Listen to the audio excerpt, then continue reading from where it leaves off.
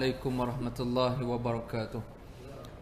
Alhamdulillahi rabbil alamin, wassalatu wassalamu ala asyrafil anbiya'i wal mursalin Sayyidina Muhammad wa ala alihi wa sahbihi ajma'in. Rabbi syrah li sadri wa yassir li amri wahlul 'uqdatam min lisani yafqahu qawli.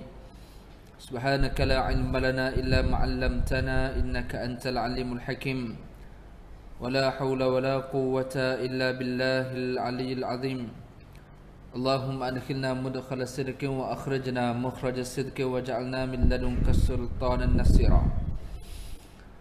لقد قال الله تعالى في سورة الواقعة. Allah berfirman dalam ayat 7 hinggalah ayat yang ke-14 suratul waqi'ah. A'udzu billahi minasy syaithanir rajim.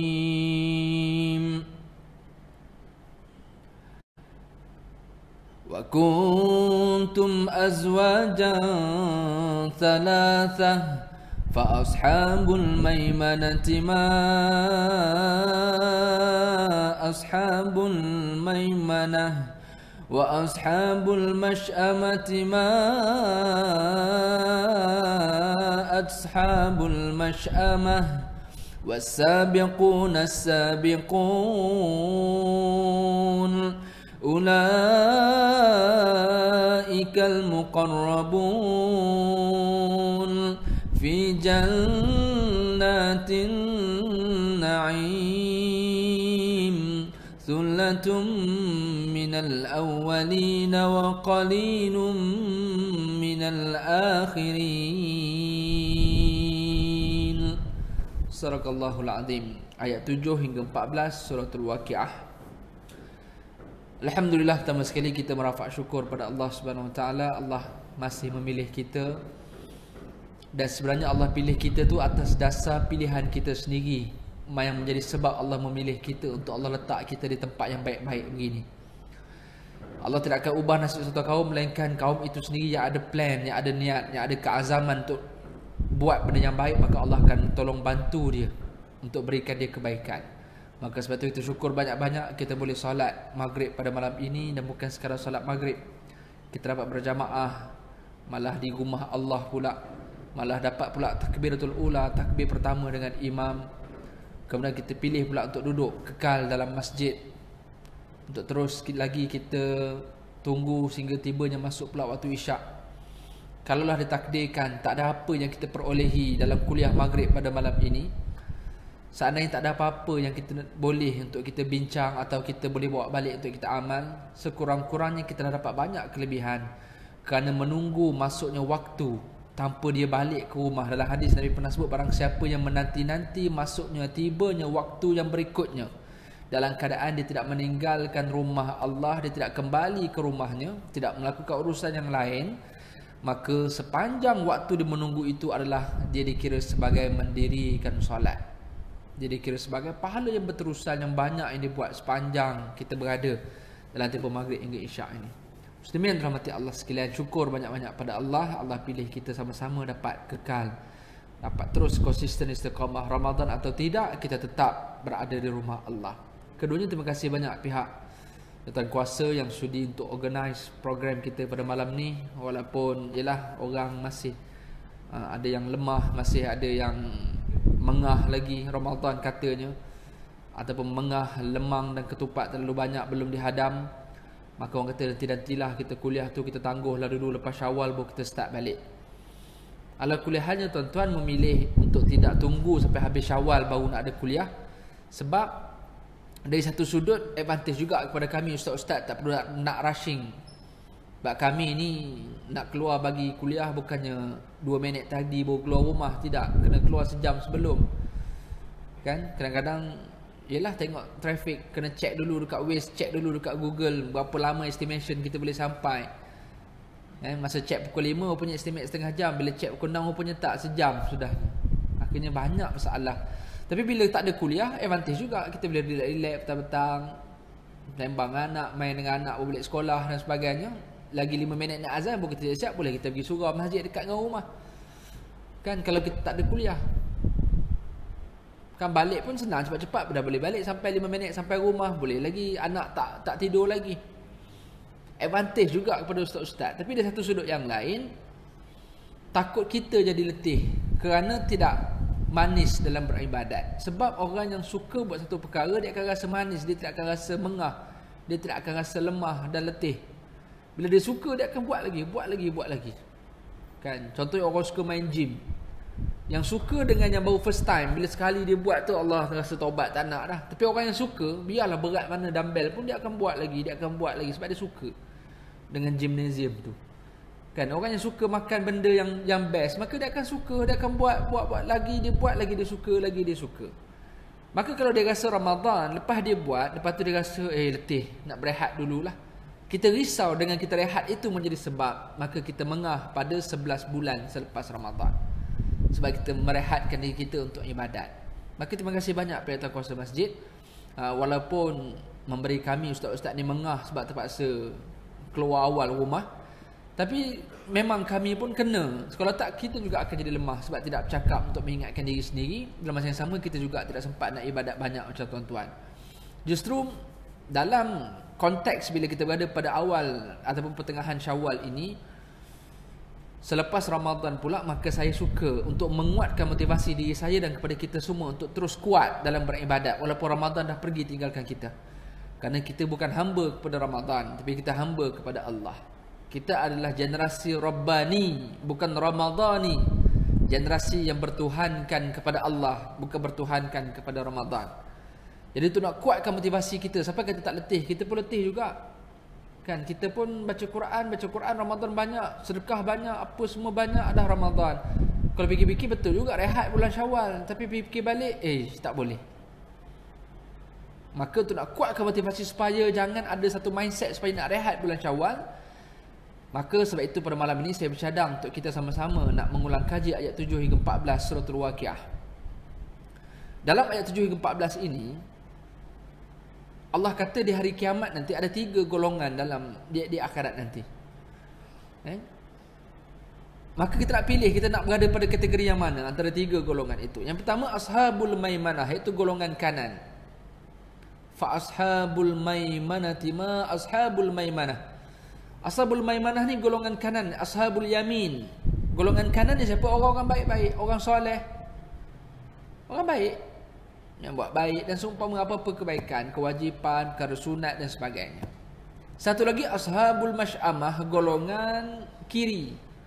Ashabul shimal ataupun masy'amah, itu orang jahat yang buat maksiat, buat benda-benda mungkar, perkara yang dimurkai oleh Allah. Maka mereka golongan masy'amah ataupun ashabul shimal, golongan kiri, yang mereka akan diazab oleh Allah.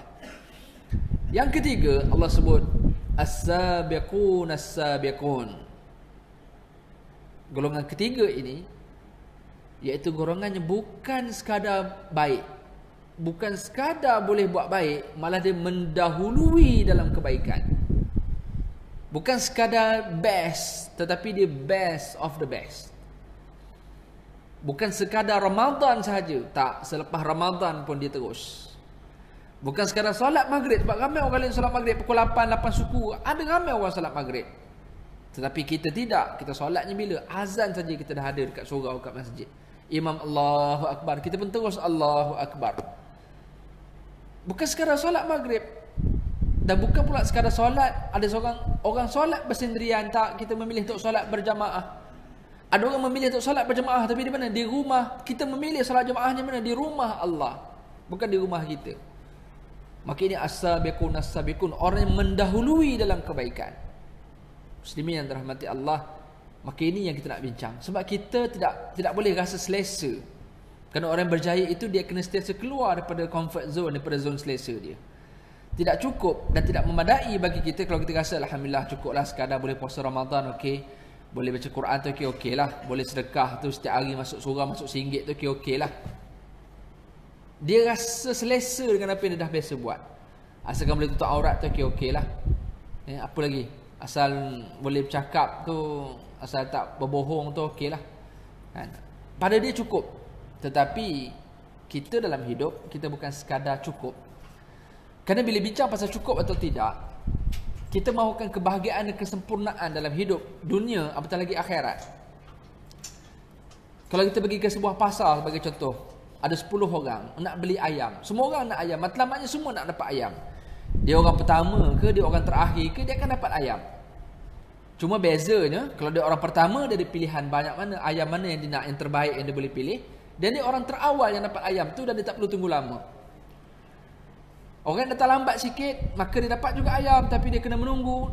Orang yang pertama potong dulu apa semua, timbang kilo semua baru bagi. Bayangkan kalau orang yang ke-8, yang ke-9 lagilah queue-nya panjang untuk nak kena tunggu. Orang yang pertama, kedua, ketiga, keempat, kelima, keenam siap potong ayam dia. Kita kena menunggu tak? Kita juga akan dapat ayam tu, tapi kita kena menunggu. Kita masuk ke hospital tuan-tuan. Kita tahu hospital buka pukul sekian-sekian masa, kita datang waktu yang lewat. Dan kita tahu dah kita akan beratur, akan tunggu nombor giliran banyak. Siapa yang sanggup untuk menunggu dalam hidup? Siapa yang sanggup? Kita akan dapat juga rawatan. Tapi kita dapat pun dalam keadaan nurse pun dah letih, doktor pun dah letih, dah berapa patient dah, berpuluh orang dah dia rawat pada hari itu, yang dia consult pada hari itu.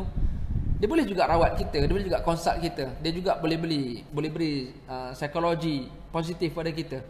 Tapi berbeza dengan orang-orang yang awal, yang dah lah tak perlu menunggu, tapi dia dapat pula treatment yang terbaik. Sebab apa? Sebab dia awal. Kenapa dia awal? Sebab dia memilih untuk datang lebih awal, untuk effort dia, untuk sanggup susah sikit, dan akhirnya dia deserve, dia layak untuk dapat benda yang terbaik untuk dia. Kita nak masuk syurga, semua orang nak masuk syurga. Ada orang yang dia, okeylah, asalkan boleh masuk ustaz, okey. Tapi dia terpaksa menunggu lama di padang mahsyar. Untuk Allah dahulukan orang-orang yang tertentu yang namanya as-sabiqun as-sabiqun.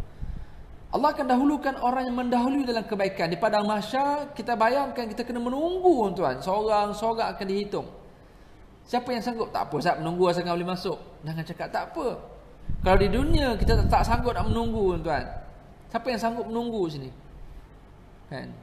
Nak beratur queue dekat kaunter, menunggu lama ni. Kan? Tak siapa sanggup menunggu tuan-tuan. Apatah lagi di padang mahsyar, siapa yang sanggup dalam keadaan matahari sejengkal atas kepala. Dalam keadaan ada orang yang berenang, yang lemas dengan peluhnya sendiri. Peluhnya sampai ke hidung. Dia sedang lemas dengan peluhnya sendiri. Dia sedang dilanda kesempitan, nak berjalan tak boleh, dihimpit tuan-tuan padang mahsyar.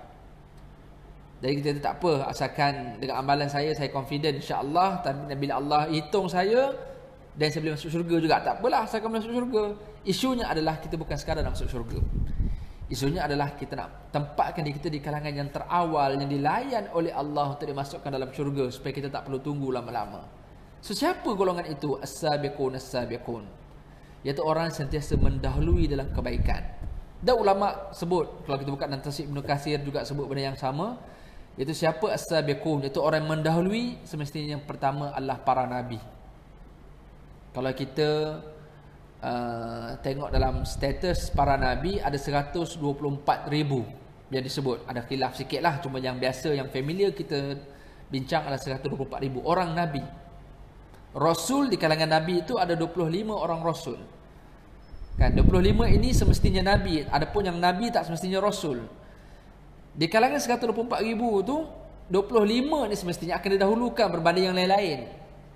Tapi di kalangan 25 ni pula semestinya ada 5 pula yang didahulukan. Siapa? Ulul azmi, Nabi Ibrahim, Nabi Nuh, Nabi Isa, Nabi Musa, Nabi Isa, Nabi Muhammad sallallahu alaihi wasallam.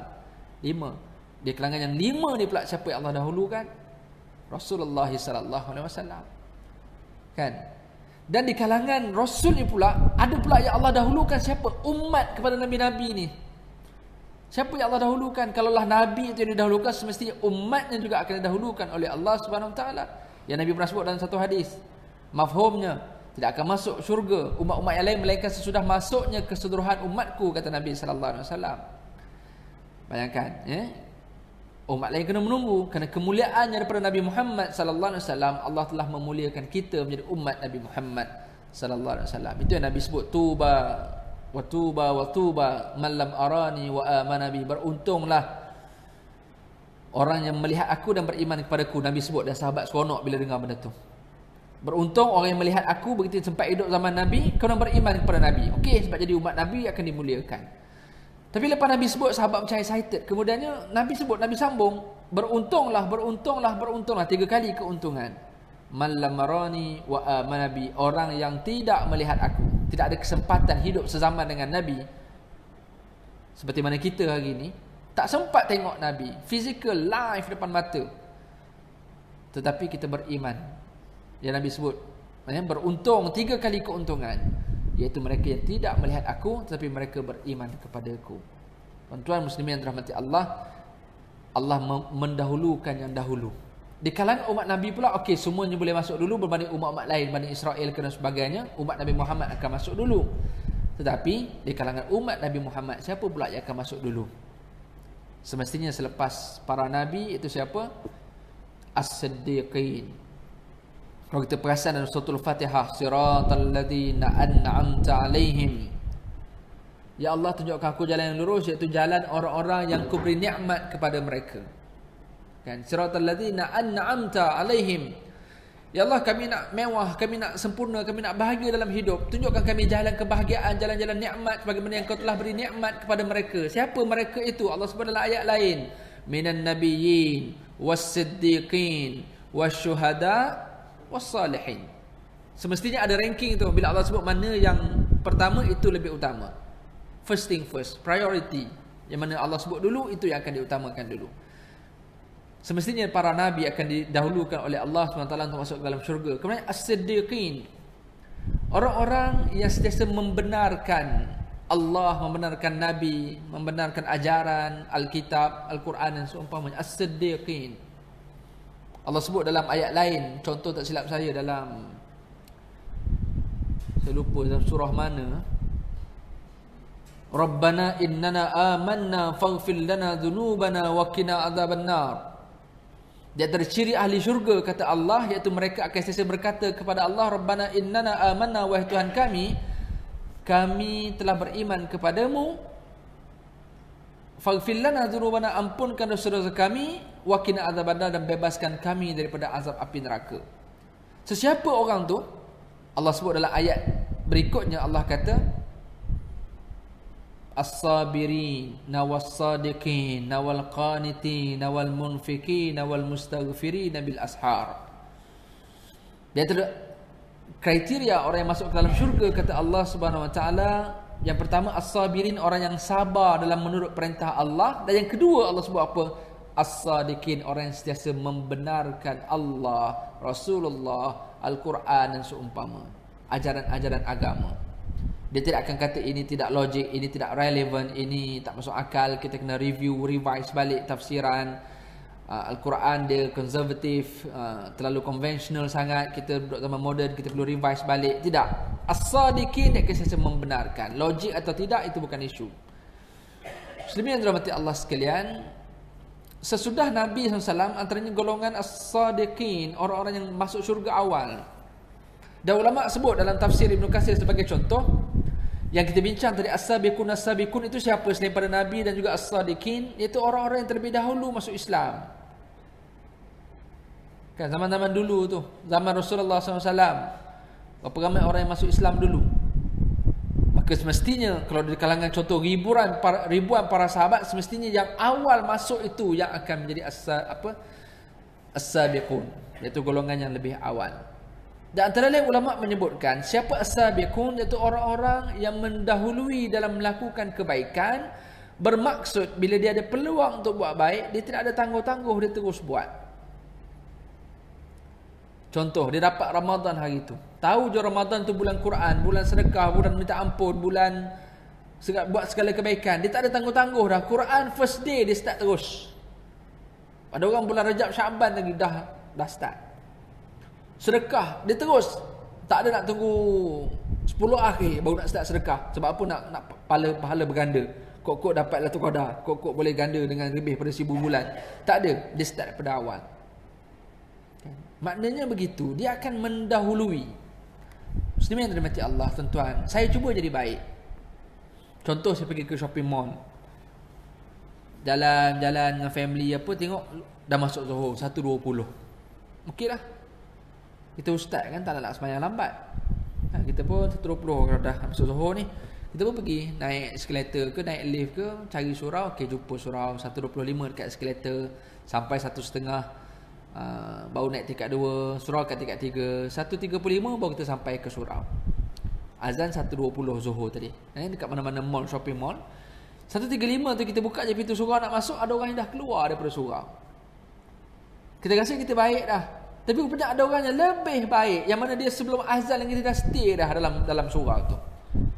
Bukanlah berarti jahat pula kalau semayang pukul lewat 20 minit, 15 minit. Tu kita baik, still baik. Alhamdulillah Allah pilih kita jadi orang yang kena jaga semayang. Tapi ada orang yang lebih jaga, tuan. Ini as-sabiqun. Dia lebih awal mendahului dalam bab kebaikan. Kan? Ada orang dapat flyers, brochures untuk apa, wakaf ke derma anak yatim, ke sekolah, nak bina sekolah dan sebagainya.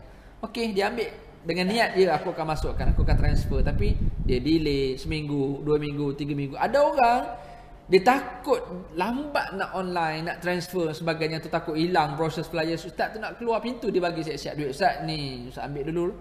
Takut saya lupa, takut saya. As-sabiqun, dia sentiasa mendahului, kan. Dan buat baik ini bukan sekadar boleh buat. Saya nak cakap kepada kita, ya tuan-tuan yang datang pada hari ini, bukan saya suruh buat baik, sebab saya tahu tuan-tuan baik dah. Cuma level tuan-tuan yang berada pada malam ini, sebab tu kononnya, katanya orang lain sedang letih dengan Ramadan yang baru habis, jadi nak relax sekejap. Jadi saya tak perlu nak convince, nak influence tuan-tuan suruh buat baik. Tak payah, tuan-tuan memang orang baik. Tuan-tuan kita kena naik pada satu level, iaitu kita kena jadi orang yang bersegera buat baik. Fastabiqul khairat. Bukan sekadar boleh buat baik, tetapi kita nak jadi orang yang bersegera dalam kebaikan. Dan kita nak jadi bukan sekadar orang yang best, tetapi best of the best, excellent, yang terbaik. Ini tuan-tuan. Kerana apa? Kerana kita memilih bukan sekadar nak masuk syurga, tapi kita berusaha untuk cuba menempatkan diri kita di kalangan yang terawal bila masuk ke dalam syurga. Tuan-tuan, wallahu a'lam lah, saya cuba buat analogi ini. Kalau saya dekat dunia, saya tak suka menunggu lama-lama, tuan. Saya masuk hospital, nak queue tengok, alamak, lagi 70 orang saya kena tunggu ni, tengok dia kita punya nombor giliran, Allah teruk. Habislah, kita dah sakit, dia bertambah sakit sebab menunggu tu, menambahkan lagi penantian satu penyeksaan. Tengah kita menunggu, tuan-tuan, tiba-tiba lalu seorang doktor, tiba dia kenal, bukan ustaz ke ceramah kat Bukit Mulia? Saya jemaah, saya ada dengar itu ustaz ceramah. Rupanya dia doktor pakar situ. Sakit apa ni? Saya pun ceritalah 3 hari tak boleh berak, doktor. Makan lemang tak tahulah apa benda, tak tahu. Tak boleh. Letih dah jadi. Doktor kata, mari jumpa saya. Dia ajak saya masuk bilik. Dalam keadaan tadi saya menunggu kat 70 orang seperti saya tunggu, yang menambahkan lagi sakit. Tiba-tiba ada orang offer saya untuk mendahulukan saya, kerana mungkin dia mengenali kita, takkannya dia mendahulukan kita, tuan-tuan. Tak masuk lagi bilik, kita dah rasa sihat, tuan-tuan. Kan? Terus sembuh rasa penyakit. Kenapa? Kerana terus boleh potong queue tu, contoh. Kan? Dengan keizinan doktor pakar tadi. Tuan-tuan rahmati Allah, siapa yang tak suka dalam hidup ni didahulukan, dimuliakan, menjadi VVIP yang diutamakan. Oleh makan kena beratur dekat buffet, dia boleh duduk dekat dom, contoh. Dom pula ada banyak dom, tiba ada 2-3 dom yang lebih special, sebagai contoh. Kerana apa? Keutamaan, kemuliaan itu semestinya ada sebab. Dalam family kita sebagai contoh, kita ada anak 5-6 orang. Dalam ramai-ramai anak, walaupun kita cuba seadil mungkin, tapi dalam ramai-ramai ada kecenderungan kita kepada salah satu anak-anak kita yang semestinya kita akan lebihkan dia. Kita tidak boleh nafi benda tu, tuan-tuan. Dalam apa juga kehidupan, sebagai seorang majikan, sebagai seorang suami, sebagai seorang jiran, dia akan sentiasa melebihkan, mengutamakan dan melewatkan. Kan? Mengutamakan atau okey, yang ni tak apa dulu, nanti dulu. Mendahulukan atau mengkemudiankan. Itu adalah satu normal, tuan-tuan. Kan, benda yang normal dalam hidup kita. Dan kalau kita perasan, Allah Subhanahu Wa Taala memiliki Asmaul Husna, nama dan juga sifat-sifat yang mulia, yang baik. Kan, yang Nabi sebut dalam hadis, walillahi 99 isman wa man ahsaha dakhalal jannah. Allah itu memiliki 99 nama, siapa yang menghitungnya, menghafaznya ataupun melafazkannya, kerap melakukannya, dakhalal jannah, dia akan masuk syurga. 99 nama, Asmaul Husna. Cuba kita amati, ada 2 nama ataupun sifat Allah dalam Asmaul Husna, iaitu Al-Muqaddim, Al-Muakhir. Biasa tak? Pernah dengar tak tu? Kan? Recognize Al-Muqaddim, Al-Muakhir. Pernah sebut tak Asmaul Husna? Kan kita jarang menentukan Asmaul Husna kan, jarang. Jarang sekali kan. Kalau ada pengajian, ada beberapa ustaz yang saya kenal setiap kali nak start kuliah dia akan Asmaul Husna dulu. Antara yang saya kenal adalah senior saya Ustaz Nazmi Karim. Apa-apa kuliah dia akan start Asmaul Husna dulu. Saya pun ingat lagi zaman saya kecil dulu dekat TV banyak kadang keluar iklan Asmaul Husna. Sekarang pun dah tak ada balik kan. Kena dilagukan sebab kita nak hafal sesuatu nama bukan senang. Jadi dengan lagu itu insya-Allah kita boleh. Dalam 99 itu ada sifat dan nama Allah Al-Muqaddim, Al-Muakhir. Apa maksud Al-Muqaddim, Al-Muakhir? Yang mendahulukan, yang melewatkan. Apa benda tu? Maksudnya Allah akan mendahulukan orang-orang yang tertentu untuk Allah muliakan pada hari kiamat, dan Allah akan melewatkan orang yang tertentu yang pada Allah dia biasa-biasa saja dengan Allah. Yang dia berkira-kira dengan Allah di dunia ini, maka Allah akan berkira-kira dengan dia di akhirat. Orang yang mengutamakan Allah di dunia, maka Allah akan utamakan dia di akhirat. Ini Al-Muqaddim, ini Al-Muakhir. Jadi bila kita faham yang itu, jadi mana kalau Allah ada sifat mengutamakan siapa yang lebih utama, takkan kita nak letak diri kita dalam yang dilewatkan. Justru muslimin yang dirahmati Allah, maka sebab itu untuk level tuan-tuan yang datang pada malam ni, saya sengaja pilih tajuk ini adalah supaya kita supaya kita lebih motivasi untuk kita rasa kuat. Sebab kita akan disyabak oleh rakan-rakan kita ataupun kita tengok environment kita yang rasa dah suram balik kan, tak berbeza dengan Ramadan hari itu. Kita pun rasa environment tu akan pengaruh kita macam mana pun. Dari sudut psikologi, emosi kita akan terganggu. EQ kita, emotional quotient, akan terganggu. Antaranya gangguan datang daripada faktor environment, daripada sekitaran kita. Ke Ramadan kan lain. Tiba Syawal kan jadi macam slow, macam relax, sendu semua kan. Mungkin sebab Syawal barangkali. Wallahu a'lam. Jadi kita nak ada motivasi supaya kita terus kuat. Ini antara ayat motivasinya. As-sabiqun as-sabiqun. Ashabul yamin ramai, orang yang boleh buat baik ramai tuan-tuan. Dan semua kita boleh masuk syurga. Cuma kita nak masuk kepada level yang naik lebih tinggi, iaitu yang dilayan, yang diutamakan oleh Allah, lebih utama, lebih cepat daripada orang-orang baik yang lain. Muslimin yang dirahmati Allah. Dan tambahan pula bila kita terbaca ayat 13 dan 14 Suratul Waqiah, bila kita baca pula ayat itu, Sullatum minal awwalin wa qalilum minal akhirin. Orang yang akan didahulukan oleh Allah ini siapa? Kebanyakan mereka, kata Allah, di kalangan orang-orang yang awal bersama dengan Nabi dulu. Wa qalilum minal akhirin. Sedikit di kalangan di akhir zaman. Maknanya di kalangan kita, mana golongan kita yang terakhir ini sikit saja yang akan diutamakan oleh Allah berbanding yang dulu-dulu. Bila kita fikir-fikir balik, tengok pada sejarah, mereka layak untuk didahulukan oleh Allah. Setuju atau tidak? Kalau kita bandingkan diri kita dengan para sahabat, pengorbanan, perjuangan, kepayahan, kesusahan mereka dengan Islam. Nak semayang, mereka sekarang bukan sekadar boleh semayang tuan-tuan. Mereka terpaksa menyorok, mereka terpaksa menyembunyikan keislaman. Sebab kalau tahu, bunuh terus. Mak ayah diazab depan mata, berani tak berani kamu nak ikut Muhammad? Sanggup dia. Mereka deserve untuk dapat as-sabiqun. Tuan-tuan, sebab itu mereka orang yang terawal masuk Islam, dan mereka orang yang terawal memperjuangkan Islam. Dan mereka tidak ada banyak argument, tak ada banyak excuses bila mana cerita pasal Islam. Sebagai contoh, turunnya perintah arak, pengharaman arak. Tuan-tuan bayang bertahun-tahun mereka membudayakan budaya arak. Zaman jahiliah, apatah lagi zaman mereka dah masuk Islam, arak masih belum haram lagi. Kan? Dan kita boleh bayanglah siapa yang familiar dengan arak. Bukanlah kita familiar biasa minum arak. Mungkin kita pernah duduk di negara Europe, pernah belajar, kita establish dengan arak. Contoh kita tahu kita boleh tahu level-level arak, harga, nilai, kualitinya. Begitu juga ada zaman dulu tuan-tuan. Ada kualiti yang terbaik, ada kualiti yang biasa, beer, champagne, sudah mesti dia benda yang berbeza. Mereka orang biasa dengan arak, dan ini yang mahal, ni yang murah, bekas pun mahal, belum arak lagi. Tiba-tiba bila turun saja pengharaman arak, orang yang beriman ini tuan-tuan, nak kata as-sabiqun as-sabiqun ni, mereka mendahului dalam buat kebaikan. Bila tak haram saja arak, dia tak ada fikir-fikir panjang dah.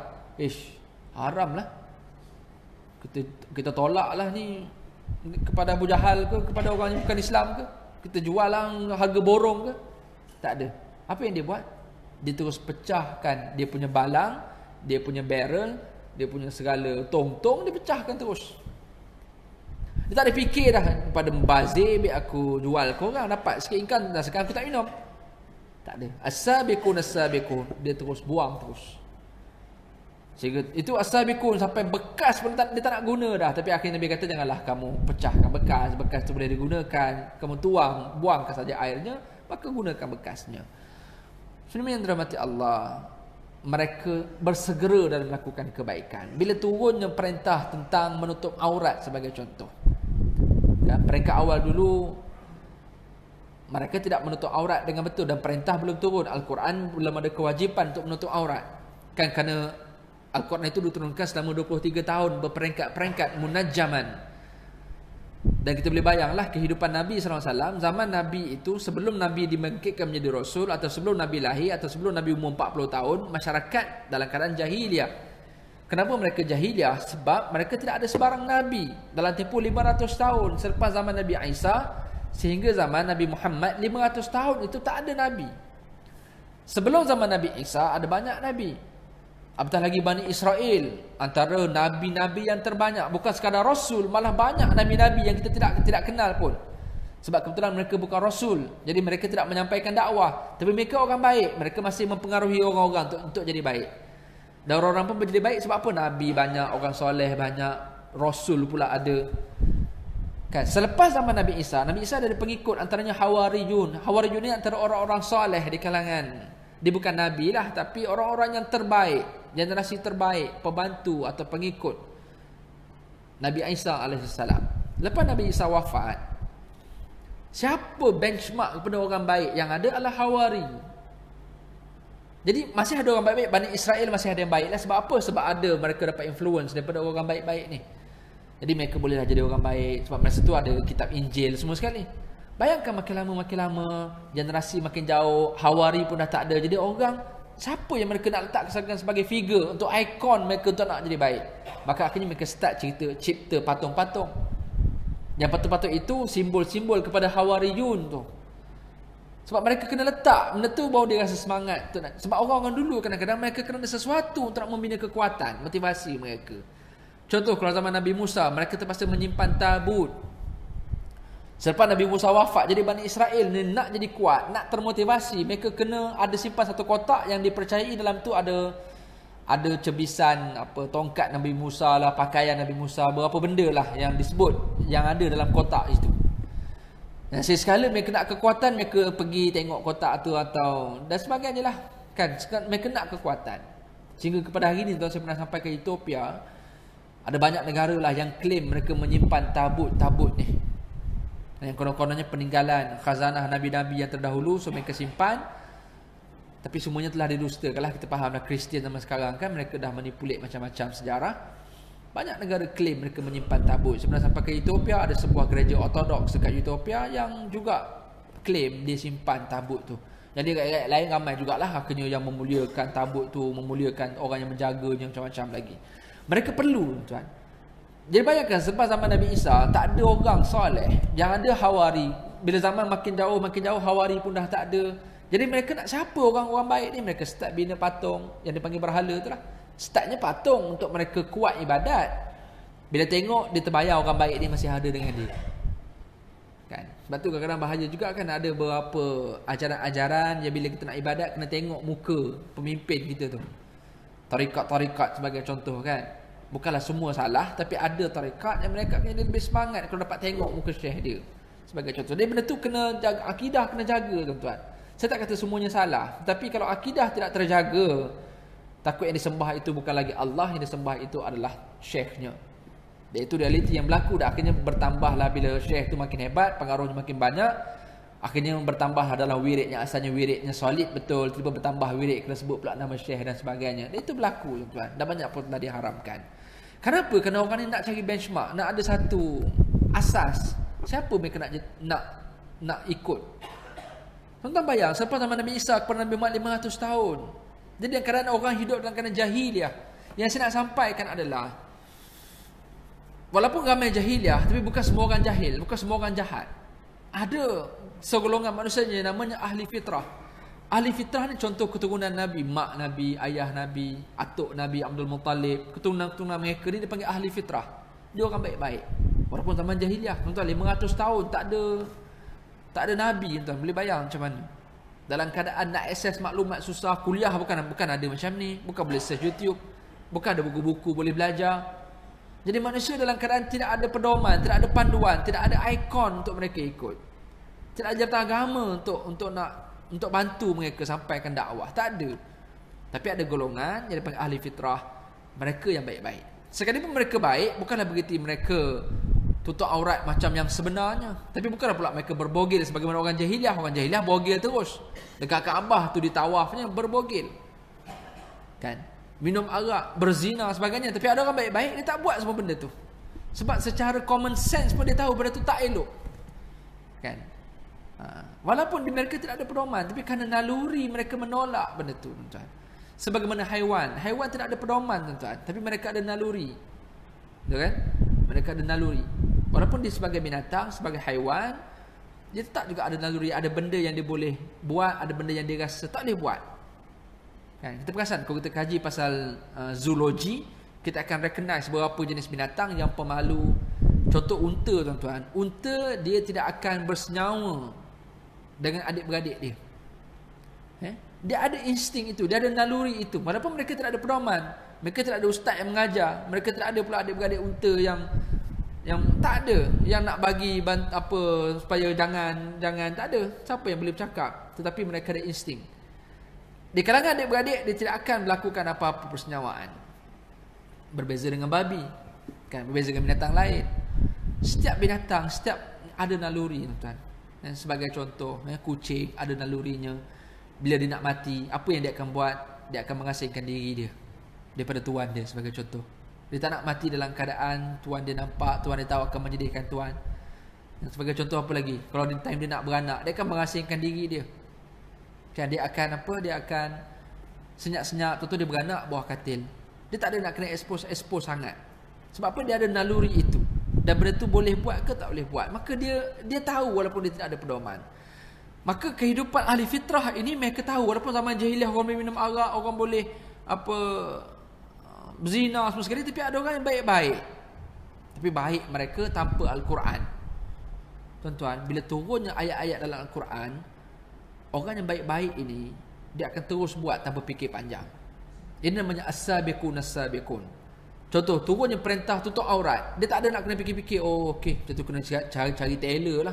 Pergi jumpa, cari shopping kain dulu. Kita cari tailor yang terbaik, boleh buat design ini ke. Fikir design pun dekat seminggu dua.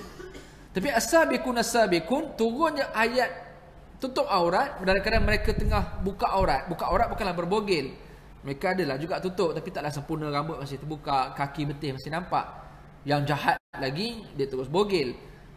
Tapi orang-orang yang as-sabiqun, turun je perintah tutup aurat, dia terus cari apa-apa benda dekat tepi jalan. Turun je ayat, dia dengar je terus dia cari benda untuk tutup. Kain-kain lah, perca lah, langsir lah, kotak-kotak lah, asalkan dia boleh tutup. Ini as-sabiqun. Ramai juga orang lain yang tutup, tapi dia lewat, dia lambat. Ini soalan yang kita bincangkan pada malam ini. Kita bukan sekadar jadi orang yang melaksanakan perintah, tetapi kita orang yang mendahului dalam melaksanakan perintah. Muslimin yang dirahmati Allah, tuan-tuan faham tak faham saya cerita apa malam ni tak? Boleh dapat setakat ni? Saya pun tak apa nak faham. Tuan-tuan pergi fahamnya hebatlah. Muslimin yang dirahmati Allah, kerana kita nak meletakkan diri kita, menempatkan diri kita di kalangan yang terbaik, antara orang soleh yang tersoleh. Dalam suratul Mulk ayat yang kedua, Allah kata allazi khalaqal mauta wal hayata liyabluwakum ayyukum ahsanu amala. Allah kata Allah nak test, Allah nak uji siapa di kalangan kamu bukan yang terbanyak amalannya, tapi yang terbaik amalannya. Maknanya kita nak jadi yang terbaik. Muslimin yang dirahmati Allah, ibu-ibu, ayah-ayah sekalian, contoh bulan Syawal. Kalau kita fikirlah, Ramadan dah tinggalkan kita berada pada bulan Syawal. Apakah benda terbaik yang kita boleh buat? Malah bukan sekadar boleh, kita perlu buat bulan Syawal. Kadang-kadang banyak amalan yang umum yang bulan lain juga boleh buat. Jadi bulan Syawal ada amalan yang spesifik yang tak ada pada bulan lain. Sebagai contoh, puasa 6 hari pada bulan Syawal. Kan? Pada orang sunat Ustaz, okeylah tak apa. Taklah pula haram, taklah pula berdosa kau tak puasa 6 tu. Betul kan? Setuju kan? Ada orang yang puasa sehari seminggu, 2 hari seminggu. Esok nak habis Syawal, hari ni dia habis 6 hari. Okey, alhamdulillah. Tak ada masalah asalkan dia habis 6 hari bulan Syawal. Tapi ada orang tak. Raya kedua sampai raya ke-8 dia dah settle lah 6 hari tu. Semestinya itu as-sabiqun. Semestinya Allah akan gunakan sifat al-muqaddim dia untuk mendahulukan orang itu berbanding kita. Berbanding saya yang baru 2 hari puasa 6. Cakap je pandai. Itu dah habis dah puasa 6. Kan? Tapi saya kena usahalah juga untuk nak habiskan juga. Dan tahun ni saya berazam. Kenapa saya nak sebut benda ni? Sebab saya nak force diri saya supaya jadi orang yang terawal juga. Sebab tahun lepas saya dekat cukup-cukup makannya tahun lepas. Maklum tuan ustaz-ustaz dia petang makan banyak. Ni bahayanya kita. Kita nak jadi as-sabiqun. Bukan sekadar boleh puasa 6, tapi kita boleh buat yang terbaik. Sebab tu kita sebut tadi. Okey, kerana puasa 6 ramai orang boleh buat. Ada orang buat sikit-sikit, ada orang buat straightforward, ada orang buat pada awal minggu pertama hari tu. Ada orang siapa dia nak fikir mana yang mudah, nak gabung niat ke apa. Tapi kalau yang terbaik apa dia? Dia akan qada dulu mana yang dia perlu qada dan dia tambah pula dengan puasa sunat pula 6 hari tu. Tapi siapa yang sanggup? Tu soalnya pula. Qada dulu itu pandangan yang terbaik tuan-tuan Mana pandangan ulama khilaf dalam bab puasa qada ke puasa wajib ke sunat dulu ke, boleh gabung ke, semua tu ulama khilaf. Maka saya permudahkan golongan yang pertama yang meletakkan level yang tertinggi adalah dia qada dulu. Mana habiskan qada dia dulu. Lepas tu baru dia puasa pula 6 hari Syawal. Siapa yang sanggup? Let's say seminggu dia period bulan Ramadan, maka dia puasa seminggu kena ditambah pula 6 hari. 13 hari dia kena puasa bulan Syawal dalam keadaan open house banyak. Bayangkan cabaran tuan. Kan? Tapi dia semestinya akan didahulukan oleh Allah berbanding ada orang yang qada nanti buat Syawal dulu. Tak salah. Kerana Sayyidatina Aisyah juga buat benda yang sama. Sayyidatina Aisyah dia buat Syawal dulu. 6 Syawal, kemudian dia qada sikit-sikit dan ada hadis dan riwayat yang Sayyidatina Aisyah habis qada puasa Ramadan tahun lepas pada bulan Syaban sebelum masuk Ramadan yang baru. Mana dengan dalil point itu, maka boleh kita tangguhkan qada kerana masanya masih ada. Syawal dia limited bulan Syawal saja puasa 6, maka buat puasa 6 tu. Tapi semestinya rankingnya berbeza dengan yang dahulukan qada kemudian yang baru puasa 6. Ada pula yang ambil pula cara yang ketiga, iaitu gabung niat yang wajib sahaja kebetulan dilakukan pada bulan Syawal, maka dia dapat juga puasa 6 Syawal. Ada pula yang combine pula pada hari Isnin, dapat pula puasa Isnin Khamis sebagai contoh. Ayyamul Bayat hari ini 13, 14, 15 Syawal, pertengahan bulan, hari putih yang Nabi sebut dalam hadis antara kelebihannya adalah berpuasa 3 hari dalam sebulan. Dia pilih hari-hari spot-spot tertentu ni sebab dia nak ambil kelebihan. Maka kita pilih. Kita nak yang mana satu. Semua tu dapat masuk syurga. Semua tu berpahala. Tapi kualitinya, rankingnya semestinya berbeza. Itu antara amalan yang diutamakan pada bulan Syawal. Selain daripada puasa 6, apa lagi? Apa lagi tuan-tuan? Tuan ni macam tak makan lagi ni. Antaranya apa dia? Ramadan dah selesai. Syawal bulan kita menghubungkan silaturahim. Kan? Ziarah menziarahi. Hukum asal pada raya pertama. Tapi kita bukan budaya macam orang Arab yang meraihkan Syawal, satu Syawal itu. Kan? Kita membudayakan selama sebulan. Arab dia sehari saja. Yang mulain itu pada hari pertama 1 Syawal. Kalau Aidil Adha 3 harilah, 4 harilah, 10, 11, 12, 13 termasuk hari Tasyrik. 4 hari. Zaman saya belajar di negara Arab dulu pun raya kedua dah periksa tuan. Ujian penting berlaku pada raya kedua. Mana takbir raya tu tak sempat nak sedih-sedih apa, makan kuih semprit apa, tak sempat nak fikir tuan. Habis main raya tu terus buka Quran, buka kitab semua, 15 subjek semua dalam bahasa Arab pula tu. Satu je bahasa Inggeris. Bukan senang nak kena hafal apa semua macam-macam benda. Tak terfikir langsung pasal raya. Kita dijadikan budaya kita raya sebulan. Walaupun dia tidaklah disyariatkan begitu, tapi dah halang-halang dibudayakan begitu dan budaya itu diterima sebagai budaya yang baik, maka kita ziarah menziarahi banyak, membuka silaturahim banyak dalam bulan Syawal. Maka gunakan peluang itu Tetapi bukan sekadar boleh buat, kita nak buat dengan cara yang betul dan buat dengan cara yang terbaik. InsyaAllah kita berhenti azan sekejap, lepas tu kita sambung bagaimana nak menghubungkan silaturahim dengan cara yang terbaik pada bulan Syawal, insyaAllah.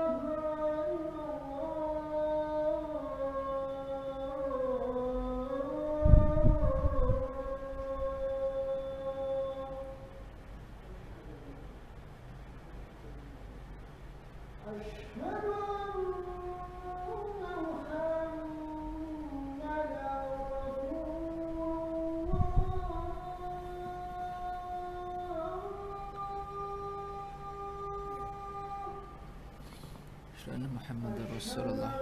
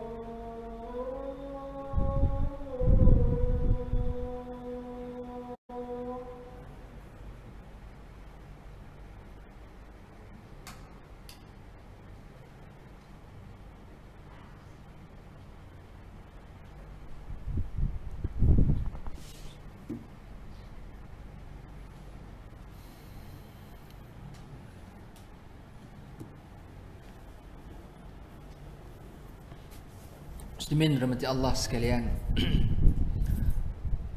Kalau ketika azan kita bersembang masa azan, tak ada masalah, taklah berdosa. Bagaimana yang dikatakan siapa yang bersembang masa azan nanti hari kiamat muka jadi babi atau mulut tak boleh nak bercakap apa ketika nak mati apa semua tu kan. Tidaklah sampai macam tu, taklah berdosa siapa yang bercakap masa azan. Tapi ada orang yang baik sikit dia senyap masa azan. Tanpa jawab pun senyap, baik sikit. Yang baik lagi dia jawab pula satu-satu. Kan jawab pula. Yang baik lagi maka dia akan doa pula lepas azan. Yang terbaik pula apa dia? Dia bukan sekadar doa, dia start dengan selawat dulu. Allahumma salli ala Muhammad wa ala ali Muhammad, baru dia baca Allahumma rabb hadzal da'wati tammah salatil qa'imah. Semua tu baik tuan-tuan, tapi ada yang terbaik. Maka benda ni yang kita bincang ni, kita bukan sekadar nak jadi baik, kita nak jadi yang terbaik. Kita sekadar nak jadi soleh, boleh masuk syurga, tapi yang terawal, yang diutamakan, yang digelar sebagai golongan yang ketiga, as-sabiqun as-sabiqun, ya Allah sebut wa qalilun minal akhirin, tak ramai di kalangan orang yang berada di akhir zaman. Muslimin rahmati Allah, maka sebagaimana saya sebut tadi, dalam banyak-banyak perkara dalam bulan Syawal yang kita nak buat dalam bab ziarah, maka jadi yang terbaik dalam bab ziarah. Yang pertama tuan-tuan, kena tengok ranking dulu. Siapa orang yang layak untuk kita ziarah? Semestinya yang pertama mak ayah lah. Bagi yang ada mak ayah, selesai dah ada balik kampung itu ustaz, okey, yang ada mak ayah. Yang tak ada mak ayah, kerabat-kerabatnya lah. Makna datuk neneknya, adik-beradiknya, ipar dua, saudara mara tu. Kau utamakan yang itu. Kaum kerabat. Dalam surah An-Nisa ayat 36 Allah cerita ranking siapa kita kena buat baik. Ayat 36 surah An-Nisa. Wa'budullaha wa la tusyriku bihi syai'an wa bil walidaini ihsana wa bidhil qurba wal yatama wal masakin wal jari dhil qurba wal jaril junubi was sahibi bil janbi wa banis sabili wa ma malakat aymanukum innallaha la yuhibbu man kana mukhtalan fakhura. Ayat itu panjang, 36 surah An-Nisa. Pertama Allah suruh sembah Allah, jangan syirikkan Allah. Yang kedua Allah kata buat baik dengan mak ayah. Kemudiannya kaum kerabat. Lepas kaum kerabat, anak yatim, orang miskin. Selepas itu siapa? Jiran-jiran yang dekat, jiran-jiran yang jauh. Kemudiannya baru rakan-rakan. Cuba kita tengok, dalam banyak orang yang kita ziarah, yang dah kita ziarah bulan Syawal, kita tengok prioritinya, kita ikut atau tidak. Semestinya tuan-tuan, kaum kerabat kita kena utamakan dulu. Dah ziarah belum? Dah jumpa belum? Dah minta maaf belum? Kalau saya tak boleh pun, sekurang dah berhubung belum? Kena utamakan. Apa ramai orang yang mengutamakan kawan-kawan, ajak datang rumah, open house, apa semua macam-macam, tapi jiran diabaikan. Jiran termenung, tengok ni apa kata ramai-ramai ni. Tak terasa ke dia tuan-tuan, dia tak diajak oleh orang sebelah rumah dia. Sedangkan bertahun-tahun dia duduk susah payah, bising, sakit apa semua, dia duduk sebelah rumah. Yang menanggung azab hari-hari sapu tek kucing dia. Tapi tiba-tiba orang lain yang dilayan jauh-jauh datang. Allah suruh kita utamakan yang dekat, jiran tetangga yang dekat. Barulah pula jiran yang jauh-jauh, lorong-lorong belakang dan seterusnya. Barulah pula kawan-kawan. Jadi yang terbaik. Bukan sekadar boleh ziarah orang, hubungkan silaturahim, ikut rankingnya pula dulu. Itu best of the best. Itu as-sabiqun as-sabiqun. Kalau kita bincang dari sudut prioritinya. Muslimin rahmati Allah. Kemudian pula bila nak jadi dalam bab ziarah, menziarahi, nak jadi orang yang terbaik, kita kena jadi tuan rumah yang baik dan juga tetamu yang baik. Itu je. Kalau kita nak dapat tetamu yang baik, pastikan kita dulu terlebih dahulu menjadi tetamu yang baik pada orang lain. Dari sudut adab-adab dan sebagainya. Walaupun orang kata dengan kita buat macam rumah sendiri, jangan buat macam rumah sendiri. Tapi berapa ramai orang yang dibuat macam rumah sendiri. Betul tak? Kan anak dia biar melompat atas sofa orang tu, terbeliak pula atas tuan rumah. Nak marah tak boleh, raya. Tapi kita buat tak tahu je. Dan tuan rumah pula nak menjadi tuan rumah yang terbaik, pastikan dia kena memuliakan tetamunya. Fal yukrim dhaifah, kata Nabi dalam hadis riwayat Bukhari. Man kana yu'minu billahi wal yawmil akhir fal yukrim dhaifah. Siapa yang betul-betul beriman kepada Allah dan hari akhirat, hendaklah dia memuliakan, bukan sekadar melayan tetamu, memuliakan. Ini juga satu benda yang kita kena consider tuan-tuan. Jadi tuan rumah, bila orang datang rumah, make sure kita well prepare. Kalau kita tiba-tiba tetamu datang pun, kita cuba cari jalan supaya tetamu selesa dengan rumah kita, walaupun kita tak sempat nak prepare. Tapi tuan-tuan, ada satu kemalangan kadang-kadang tuan rumah buat open house yang sepatutnya dia well prepare. Sebab dia plan, dan tetamu datang dalam keadaan dia yang jemput. Sepatutnya dia bukan sekadar boleh layan tetamu, bukan dengan bagi makan semata-mata. Kalau layan tetamu dengan sekadar bagi makan, tuan-tuan, binatang juga kita boleh bagi makan. Tetapi tetamu ni perlu dilayan dengan emosi. Maka sebetulnya environment rumah tolong jaga. Ada orang buat open house, tuan-tuan, dekat depan rumah dia, dekat Porsche dia tu, dengan tayar spare-nya, dengan sport rim-nya, dengan minyak hitam, main tolak-tolak macam tu, basikal, rantai tercabut duk ada depan rumah, kan baju duk bersidai, kadang-kadang dengan baju dalam apa semua. Tu tak cerita kat dalam toilet lagi, tuan-tuan, dengan mopnya tunggang langgang dalam tu. Open house ni waktu yang sepatutnya dia plan, yang dia kena muliakan tamu, tapi ada tuan rumah dia macam tak ada common sense itu, tuan-tuan. Maka kalau nak jadi orang yang betul-betul menghidupkan Syawal, jadi tuan rumah yang betul, jadi tetamu yang betul, insya-Allah. Muslimin dan muslimat, kita tidak ada masa yang panjang. Cuma dalam bab adab bertamu itu mungkin ada ustaz-ustaz lain lah yang akan tolong elaboratekan dengan lebih panjang. Saya tidak ada kesempatan untuk malam ni. Dan insya-Allah mudah-mudahan apa yang kita cuba bincang pada malam ini adalah kita bertuah kerana Allah memilih kita untuk terus kekal dan menjadi di kalangan as-sabiqun, orang yang mendahului dalam bab kebaikan. Kenapa? Orang luar tak baik, orang luar baik juga, tapi kita nak jadi orang yang lebih baik sebab kita bukan sekadar boleh ibadat, tapi kita memilih untuk beribadat di rumah ibadat. Kita bukan sekadar nak sembahyang isyak, kena ramai orang lain sembahyang isyak, tapi kita sembahyang di awal waktu bersama dengan imam, takbiratul ula. Maka itu best of the best. Jadi insya-Allah, tuan-tuan, semoga Allah kekalkan momentum Ramadan kita, kerana kita adalah hamba Rabbani walaisa Ramadhani. Kita adalah hamba kepada Allah, kita bertuhankan kepada Allah, menyembah kita kepada Allah, bukan bertuhankan kepada Ramadan atau menyembah Ramadan semata-mata. Wallahu a'lam. Doakan saya supaya saya cepat habis puasa 6 macam tuan-tuan juga. Baru 2 hari ni ingat stres, tuan-tuan.